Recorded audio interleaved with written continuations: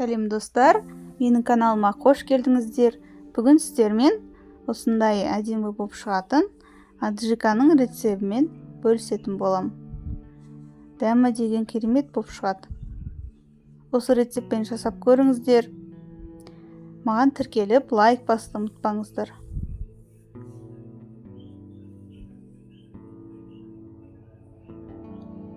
Ең алдымен бізге болгар бұрыштары керек болады.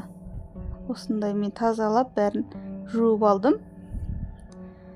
Ішінде аралас полугорки перцтер де бар. Ащы бұрыштарды да қоссаңыздар, дәмі күшті болып шығады. Осындай ащы бұрыштарды қостым, арасына қосатын боламыз. Және помидорларымызды жуып алдық.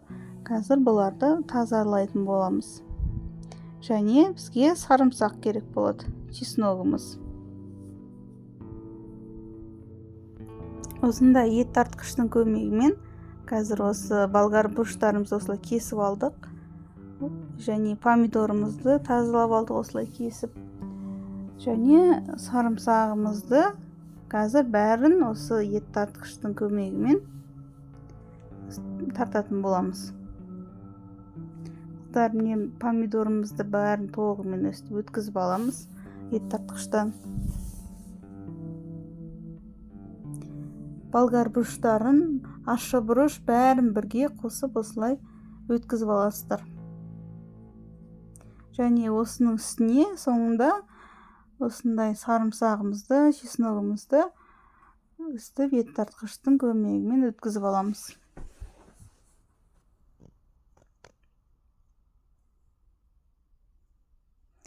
Сарымсағымызды осылай толық өткізіп аламыз.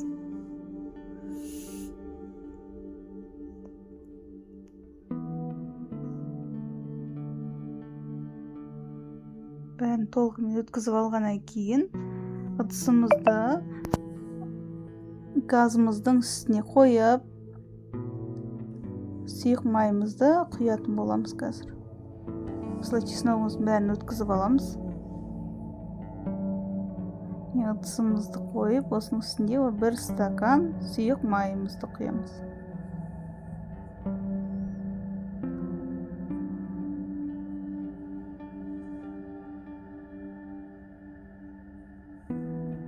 Майымыз қызғаннан кейін үстіне жаңағы біз ет тартқыштан өткізген помидорымызды барлығын құйып шығамыз.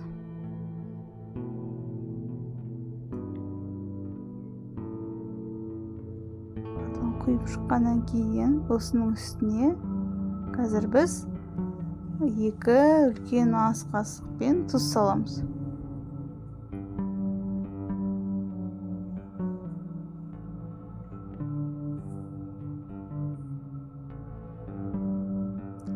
Барлығын бір рет толық араластырып аламыз.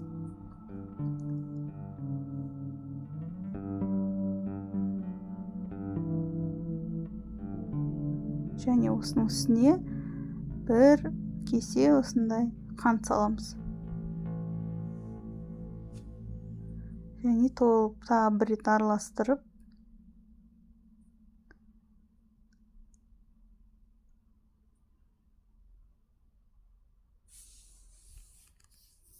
отымыздың астын көтеріп, қайнағанша күтеміз. Қыздар, міне біздің помидорымыз қайнап жатыр. Осы кезде тағы бір рет араластырып аламыз да, отымыздың астын баяулатамыз. Осы помидорымызды 30 минуттай пісіреміз.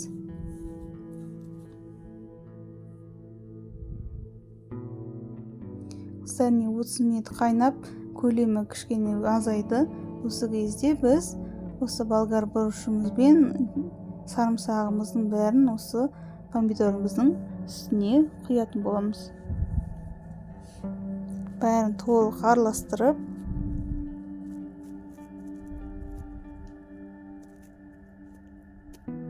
қақпағын жабамыз да тағы 30-45 минуттай қайнатып пісіріп аламыз. Осы піскен кезде, пісіріп алған кезде қайнағаннан кейін осылардың тұзын осы кезде тағы көрсеңіздер болады. Аз болып жатса тұз салыңыздар. Міне қыздар, қайнады. Енді астын баяу отта пісіріп аламыз. Дайын болғанға дейін пісіріп аласыздар қыздар.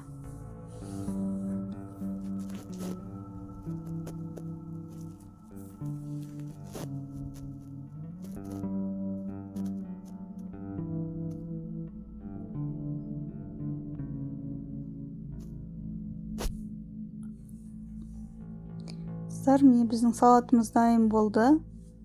Ровно 30 минуттай қайнап пісті, және осыны ыстық күйінде осылай банкілерімізге бәрін салып аламыз. Банкілерімізді алдын ала жуып, тазалап, стерилдеп алыңыздар.